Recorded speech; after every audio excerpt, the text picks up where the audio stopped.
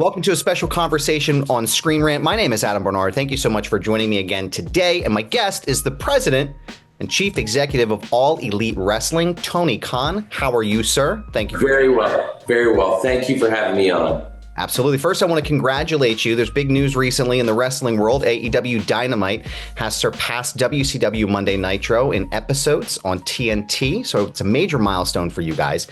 I want to ask up front, because I'm a 90s kid as well, from the Attitude Era and the ECW. I'm from Philadelphia, so it's in my blood. What's your earliest memory of wrestling as a child? My first memories of wrestling as a kid would be I saw Sergeant Slaughter on G.I. Joe. And he was a character on G.I. Joe. He was the voiceover actor. He was one of the G.I. Joes, but also he was the host of the show. He was a live actor, and he was the only person who was really live in the studio. Everyone else was cartoon characters. Sergeant Slaughter was the host of the show. And also then I learned he was a wrestler, and I was really interested in that. Also, I watched the A-Team, and Hulk Hogan was on the A-Team playing Hulk Hogan, the wrestler. And then I found out Hulk Hogan's a wrestler, actually, and I was interested in watching more wrestling. And then I became fascinated by all the people in wrestling. And soon I was even more fascinated with a lot more of the wrestlers I was seeing, like the Macho Man and Ric Flair and Sting, and just started watching lots of wrestling. First year, in probably 1990, when I was 7 years old, I started watching the WWF. And then 1991, when I was 8 years old, I started watching a lot of WCW, and then got really hooked on that. And then a few years later, I started watching ECW. And that was probably, I guess, that would be when I was 12 years old, in 1995. And then really loved that. And my first experience going to wrestling outside of my hometown at the time, Champaign, Illinois, was going to ECW in 1996 when I was 13 years old. And that was a formative experience for me to go to the ECW arena in Philadelphia.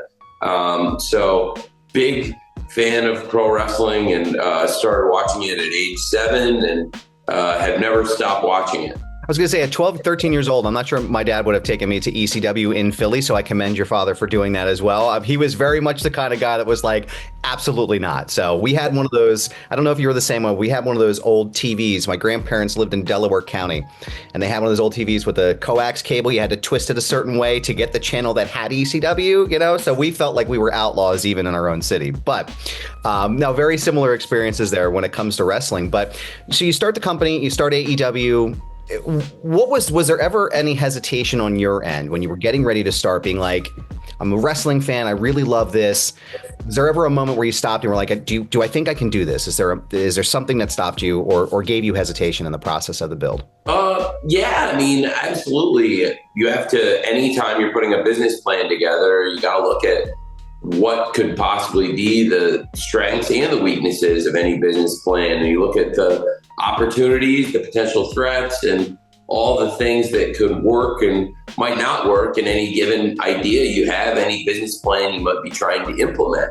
And in this case, I love wrestling, and I try to stay very close to the wrestling business. Even for years as a fan, I followed it so closely. I read about the inner workings of wrestling, and I love the history of wrestling, the history of the results and the matches and the stories in wrestling, but also the history of the results and the business side, the history of what has been a very successful pay-per-view, what's been the most successful TV shows. And that's why some of the great business milestones we've hit in AEW are really important to me, just as somebody who loves wrestling and loves the history. And I know that so much great work went into AEW, but also all of pro wrestling. Any company that's been built up over the years, these people worked really hard to get to this point. And there are a lot of great companies in wrestling. There's a lot of great history in wrestling. And anytime you achieve something, whether it's in wrestling or any other sport, anytime you break a record or hit a milestone, it took a lot of hard work. And also, it means something to pass up to other people. in the profession that work really hard. So I looked at it and thought there would be an opportunity to launch a wrestling promotion. And I love wrestling. And I thought that we could put together a roster that would be really, really special. And I'm really proud of the run we're having right now. We've been on TBS and TNT now for over 5 years and have hit some real historical milestones, and we're still running very strong today. And I look back at the history of wrestling and I see where AEW stands, and it makes me really proud to be one of the companies that's having this really long run on television. It's unprecedented in many ways. Now, I know Sting, obviously one of my favorites of all time. He's been a major part of the evolution of AEW, and for all intents and purposes was also a major player, sometimes the face of Monday Nitro, for a number of years. How did it feel for you to be able to not only honor his legacy and his achievements in his career at the end there, and then also have him be a part of this growing enterprise that you're building? Oh, what a great question. Sting has been a huge part of AEW, and obviously Sting is a legend of wrestling, and specifically here on TBS and TNT, where we have AEW shows every week. Sting has been the face of those networks and has been the face of multiple wrestling promotions over the years. And we were so proud to have a great retirement match for Sting. He's one of the great legends in the history of AEW, and I think in the history of pro wrestling altogether. Sting here went undefeated, was a world tag team champion. He started here, he arrived at Winter is Coming in 2020 and had his first match at Revolution 2021. And then he was with us for 3 years, bell to bell, from Revolution 21 to Revolution 2024. And I thought it was just such a fantastic way for Sting to end his career undefeated in AEW, world tag team champion, alongside Darby Allin. They formed this amazing team in and out of the ring. And they had the best match of their whole run was the last match, defending the title against the Young Bucks. It was very special. Sting had a lot of great classic matches here in AEW, on TBS, on TNT, and on pay-per-view. And he went out on the highest of high notes when Sting and Darby Allin wrestled the Young Bucks and retained the World Tag Team title at Revolution 24 in the Greensboro Coliseum, in a sold-out crowd with so many of Sting's family and friends there in attendance, to make it an even more special night for Sting and all the big Sting fans there in North Carolina and watching all over the world on pay-per-view.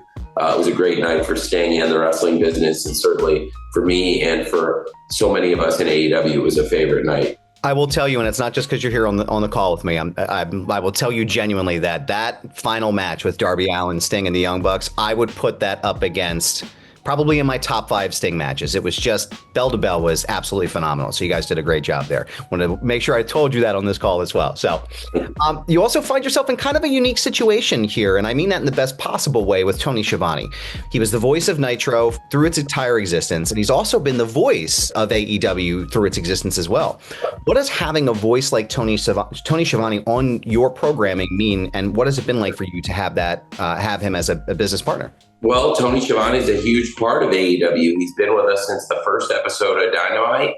And absolutely, Tony was a huge part of WCW as well for many of the shows over the years.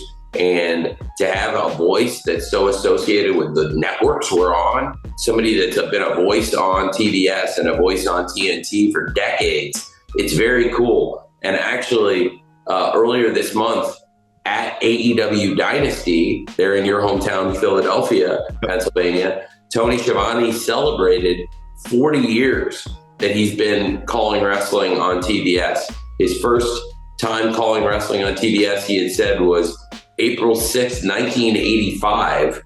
And then after that, he's had now 40 years where he spent so much of it calling wrestling on the Superstation. So I thought that was pretty incredible. And it's great that AEW now is a big part of that. If you could sum up this ride from the beginning with AEW in maybe 3 or 4 words, what would it be? AEW, where the best wrestle. So it's where the best wrestle fits it perfectly. We've launched a promotion, and AEW has become a premier destination for wrestling and wrestling fans. And when I say that this is where the best wrestle, it's the truth, and it sums up exactly what makes AEW stand out in the wrestling industry. And historically, we have this amazing roster, and some of the greatest moments and rivalries in wrestling are happening. And we're on a great run of shows right now. The current run of AEW shows, I believe, haven't done this for a long time. The stuff we're doing right now is some of the best we've ever had ever in AEW. And we're seeing some great results. It's been a great time for us, and really important, as we've had this incredible run that we're maintaining this fantastic audience every Wednesday night on TBS and every Saturday night on TNT. And now the shows are also simulcasting on Max, and we're bringing in a new audience and new viewers that watch the show a new way. So that's really cool. And you still have awesome opportunities with the cable industry, where TBS and TNT are staples of cable, but also pro wrestling is a staple of those channels. And it's really cool to be the pro wrestling on TBS and TNT. It's great to have that as a wrestling fan. I don't take it for granted. There was a long period of time, 20 years, where there was no wrestling on TBS, and nearly that long on TNT as well. So it's really cool that AEW has been able to establish a place for ourselves in the industry and hit some milestones, and we're still going very strong, and I'm very excited. Tony Khan, I want to thank you again so much for your time. It's been a wonderful conversation. Don't forget to check out Dynamite Wednesday nights, Collision Saturday nights, TBS, TNT. Don't forget to check it out, and keep tuned for information about Grand Slam Mexico. Tony Khan, thank you for your time, sir. I appreciate it. Thank you, Adam. I really appreciate it. Thanks for having me on, and hopefully see you at the show soon.